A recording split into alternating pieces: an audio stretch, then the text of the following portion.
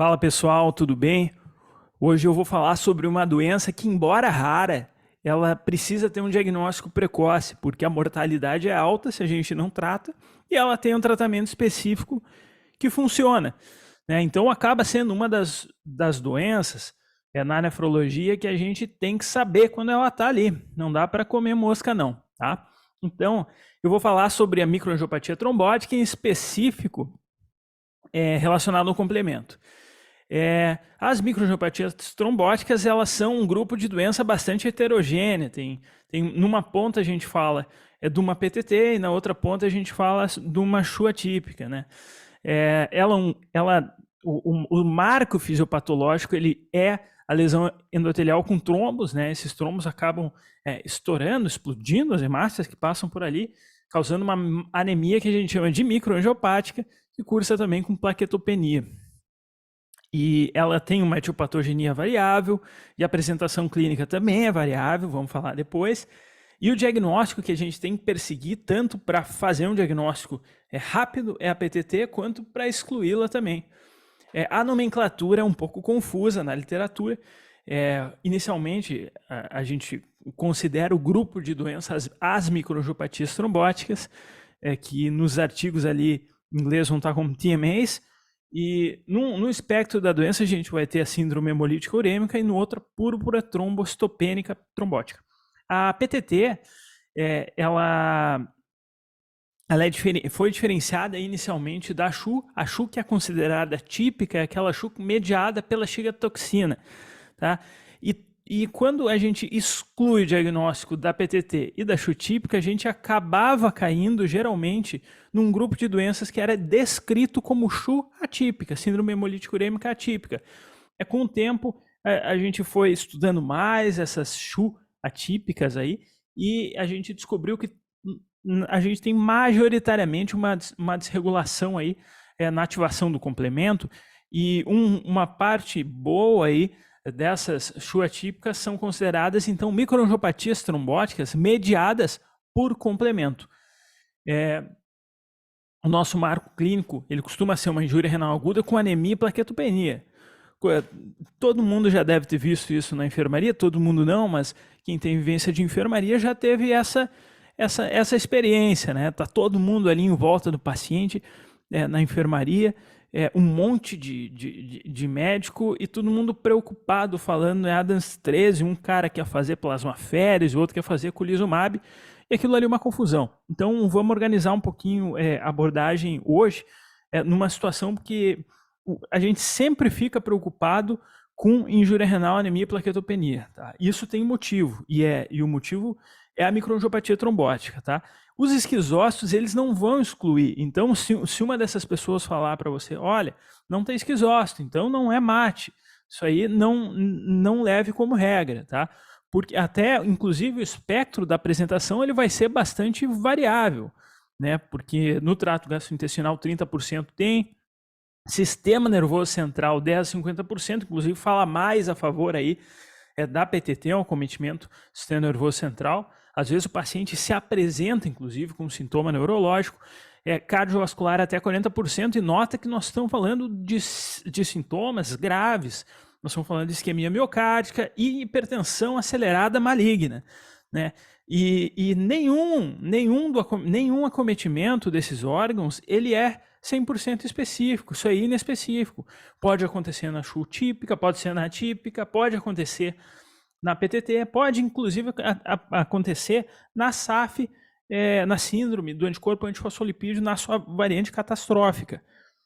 E essa também é uma daquelas situações que aquele amiguinho que é o decorador de tabela, ele se destaca, porque tem algumas situações específicas e algumas checagens de prescrições que são importantes. As infecções, a cigotoxina, pneumococo, principalmente em pacientes mais jovens, crianças, Epstein-Barr, citomegalo e estafilococcia. Em relação às medicações, a gencitabina, que é um quimioterápico bastante utilizado, quimioterápico muito utilizado também em câncer de pâncreas, inibidores da VEGF, e aí a gente vai lembrar do bevacizumab, que tem inclusive aí relato de mate secundário ao uso de colírio, e inibidor da calcineurina, que é uma causa clássica aí no pós-transplante da MAT. E, Lucas, tu falou que ia falar sobre MAT relacionado ao complemento, mas tu só falou de PTT. É que a primeira abordagem da microangiopatia é excluir a PTT, porque quando a gente exclui a PTT, a gente acaba ficando, principalmente com a síndrome hemolítica urêmica. E para isso, o diagnóstico padrão ouro ali, que nos bate o martelo, seria uma atividade do ADAMS-3 menor que 10%. Quem tem vivência de enfermaria sabe que isso é muito difícil na nossa prática. É difícil coletar ADAMS-3 e vai para um laboratório de fora. Às vezes a gente conversa aí com o cara do laboratório das RARs para ver se ele consegue o exame para nós, mas é difícil. Então, e é difícil aqui no Brasil e também é difícil fora. Pensando nisso, foi feito o Plasmic Score, que leva em consideração plaqueta, creatinina, INR, o VCM, hemólise, que pode ser evidenciada, não precisa necessariamente ser por aptoglobina, pode ser, às vezes a gente também não tem aptoglobina, pode ser por bilirrubina indireta, pode ser por reticulocitose maior que 2,5%, ausência de neoplasia e transplante prévio. Quando a gente compreende, faz o Plasmic Score, que eu deixei aqui no slide para vocês, e ele dá maior que 5, isso tem um preditivo positivo muito grande para PTT. E o tratamento da PTT é o que? É plasma-fere. A gente vai lá, tira literalmente, através da terapia, o plasma do paciente e vai repor depois um plasma contendo ADAMS-13. A gente tira o plasma com anticorpo e repõe depois. Isso é uma terapia que salva a vida do paciente, né?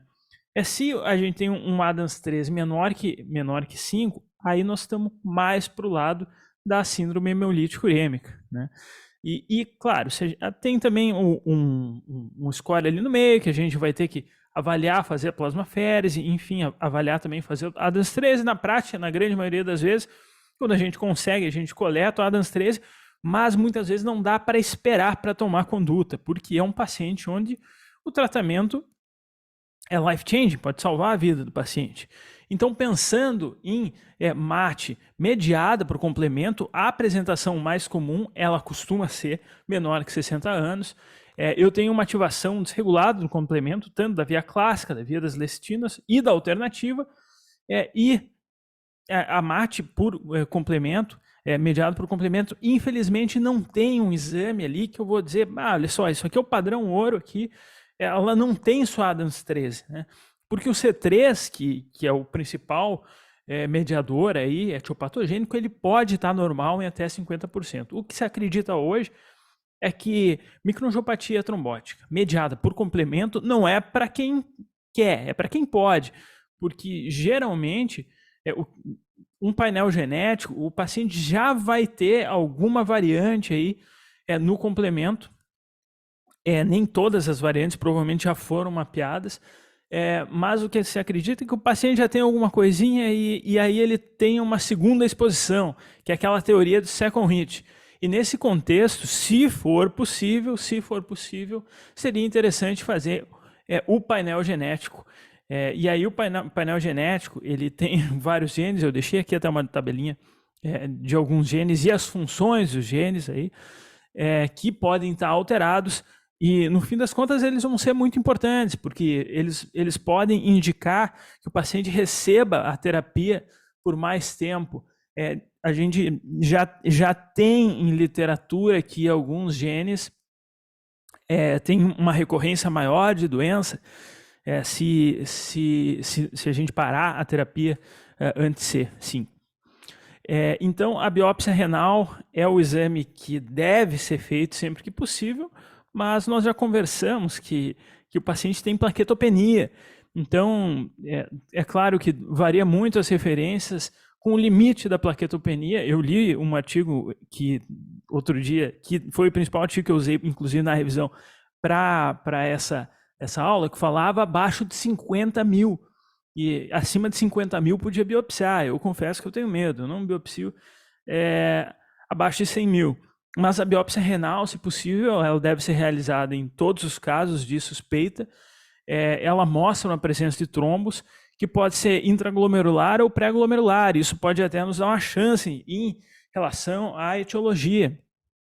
Porque intraglomerular fala mais fala mais de MAD, fala mais de SAF, pré-glomerular pode falar sobre esclerodermia, fala a favor de hipertensão maligna. Isso também ajuda, claro, a excluir outras causas de lesão renal aguda, ajuda a excluir lúpus, ajuda a excluir uma necrose tubular aguda, e não necessariamente eu tenho a fixação do C3 ali na imunofluorescência da biópsia renal. E então, quando eu tenho uma alta suspeição da microangiopatia trombótica mediada por complemento, ou seja, eu não tenho a PTT e não tenho uma CHU típica, eu tenho uma plausibilidade biológica para o uso empírico da terapia anti-C5, né? E aí sim, eu estou falando do nosso badalado eculizumab e agora do ravulizumab, né? Que são anticorpos monoclonais ante o CD5 que previne a formação da C5-convertase.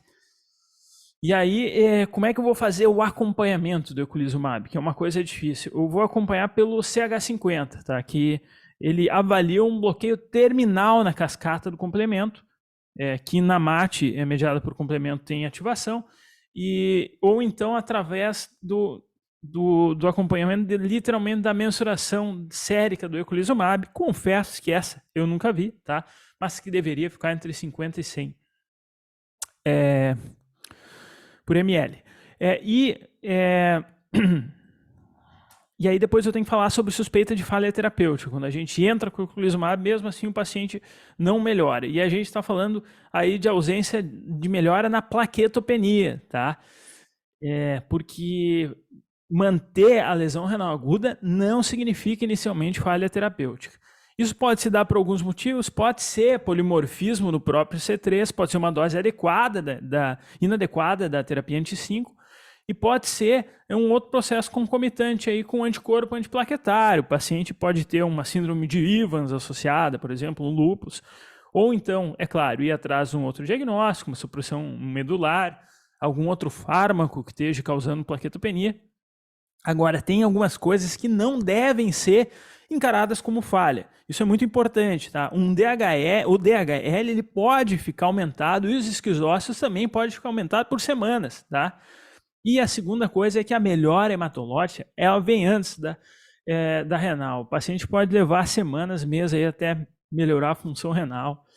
Já vi todo mundo desistiu, o nefrologista desistiu do caso, o paciente teve uma melhora hematológica, provavelmente vai ficar dialítico, o paciente volta a urinar. Então, o rim, nesse caso, é o último a voltar. Não dá para a gente abandonar. Beleza, pessoal? Então, um cuidado especial que com o início da terapia vai ter que ser a vacinação contra encapsulados. Esse paciente funciona como se ele fosse asplênico, né? Lembrar de vacinar com a pneumococcus 323, hemófilos e Neisseria, sendo que Neisseria, imaginem que vai ter uma infecção 200 vezes maior que a população geral, tá? Então, é necessária também profilaxia com beta-lactâmico, fluoroquinolona até 2 semanas depois da vacinação. E como um follow-up, isso pode demorar até 5 meses para melhora máxima do quadro renal, o que é praticamente a entidade nosológica que mais demora até ter uma melhora completa, sendo que 60% a 80% dos pacientes que precisam dialisar podem se recuperar.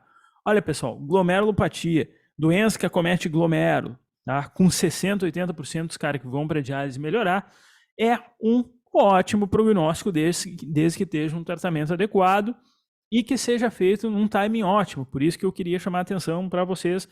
Nessa entidade nosológica tem que estar sempre com o olho aberto e não é por acaso que o nefrologista fica com medo toda vez que ele recebe um paciente com plaquetopenia e com anemia e com insuficiência renal aguda, injúria renal aguda. 20% a 30% vão recair após a parada da terapia anti-5, então uma das formas de predizer tendo realmente o teste genético. A gente sabe que 50% pode não aparecer nenhuma variante, mas as variantes começam a ser descritas em relação à sua chance de recidivo de doença. E era isso, tá, pessoal? Fica aí um abraço à nossa equipe. Tem aí também um podcast do Nefropapers falando sobre microangiopatia trombótica.